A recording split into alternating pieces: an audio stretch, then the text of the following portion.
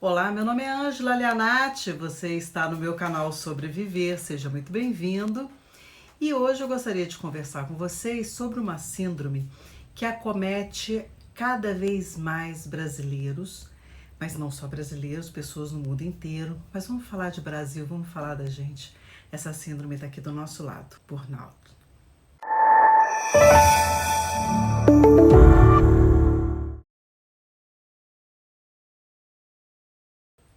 Gente, quem nunca se sentiu estressado devido ao trabalho? Então, às vezes, cumprir com um simples exercício do ofício pode ficar mais difícil do que a gente imagina ou mesmo do que a gente gostaria. Então, o ritmo frenético do mundo globalizado, as crises econômicas, cíclicas, as contas e contas, mais cobranças em demasia, tudo isso contribui para a sensação de que o emprego ele se tornou um tormento em nossas vidas, causando cada vez mais estresse entre os trabalhadores. Então, ter um empreendimento bem-sucedido, ele vai requerer da gente dedicação, flexibilidade e muita atenção, não só para lidar com os negócios, mas também com a saúde e bem-estar de todos os colaboradores. Então é muito comum ver trabalhadores realizando atividades profissionais fora do horário ou simplesmente fazendo horas extras diariamente, levando o trabalho para finalizar em casa, cumprindo longas jornadas de trabalho e deixando de ter um tempo para a vida pessoal, dedicado ao próprio lazer, à família e aqueles hábitos fundamentais para que a gente tenha qualidade de vida. O que para a maioria de nós é apenas um aborrecimento, para outras pessoas acaba se tornando um grave transtorno psíquico. E a gente vai chamar de síndrome de burnout, que se caracteriza como um distúrbio de caráter depressivo que vem acompanhado de extremo cansaço físico e mental.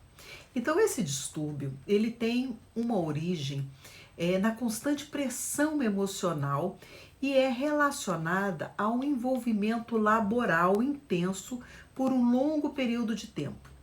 Então, é por isso que ela afeta trabalhadores que estão no limite do estresse relacionado ao ofício, causando consequências tanto psicológicas quanto consequências físicas.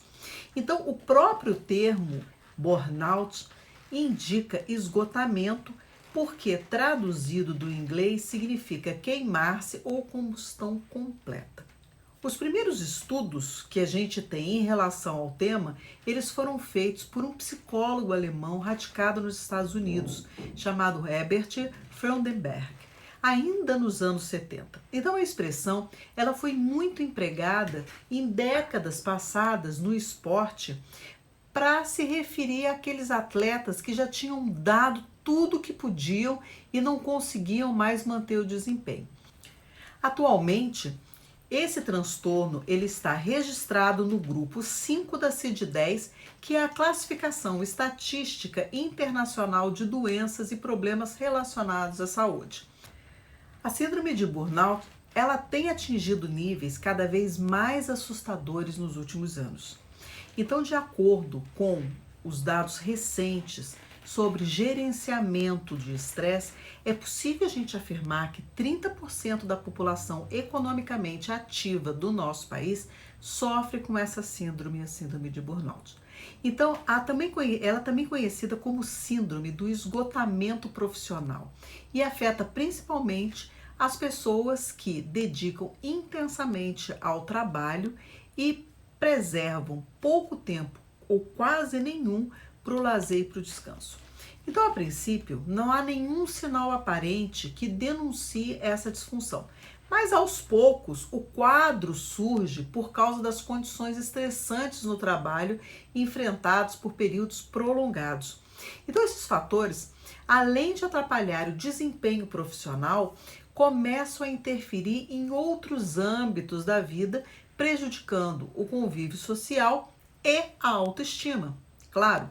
Então, as inúmeras e constantes tarefas do trabalho acabam sugando toda a energia e ânimo do trabalhador. chegando a influenciar nos âmbitos pessoal, social e familiar. Então, por não possuir um ambiente agradável no trabalho, a pessoa vai carregar cada vez mais os problemas para casa e até mesmo interpessoais, como por exemplo, discussões com outros funcionários, colegas de trabalho. Com isso, gente, as chances de superar as dificuldades, elas vão sendo totalmente reduzidas e nada é capaz de aliviar a tensão que toma conta de sua vida. O burnout não escolhe suas vítimas pelo gênero, pela idade, embora as mulheres sejam mais propensas a procurarem ajuda mais cedo. Então, as fontes do esgotamento total dos profissionais são as mesmas para ambos os sexos. Apenas as posições que ocupam é que são diferentes. Para eles, a incerteza em relação ao futuro é o principal motivo para o estresse, enquanto a sobrecarga de trabalho é o ponto mais complicado de se lidar entre as mulheres.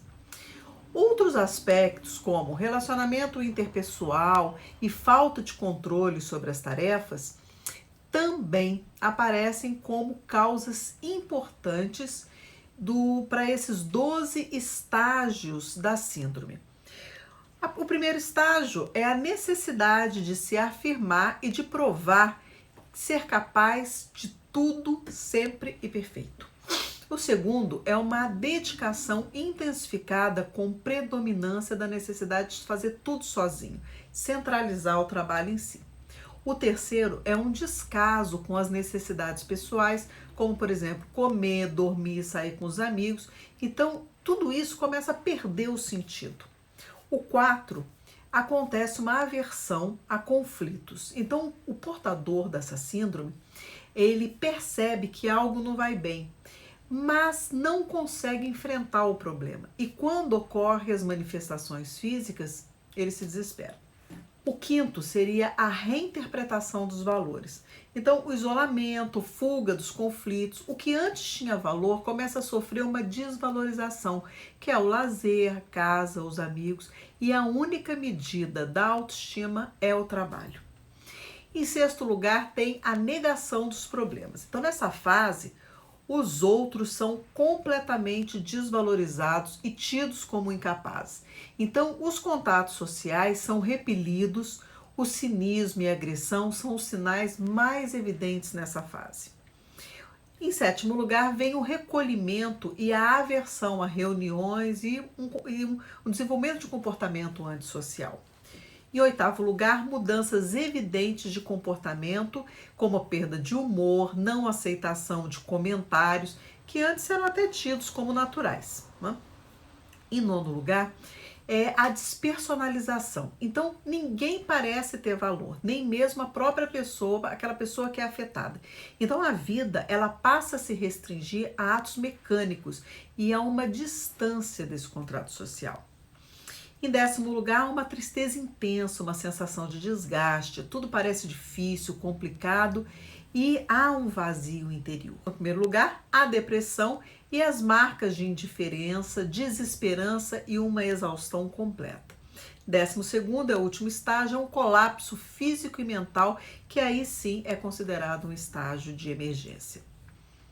Então, gente, essa síndrome pode resultar em estado de depressão profunda e, por isso, é essencial procurar apoio profissional no surgimento dos primeiros sintomas ainda. É importante que o psiquiatra e o psicólogo sejam acionados para que esses sintomas eles não cheguem ao seu ápice, a um sinal de emergência para a ação, mas que seja uma crise identificada ainda no começo e que os sintomas sejam esvaziados a partir de uma terapêutica.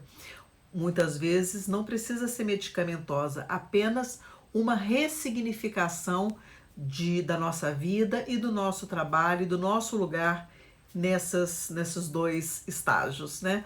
Então, por hoje é só. Muito obrigada, eu espero que esse vídeo tenha ajudado você. Até a próxima, gente. Tchau!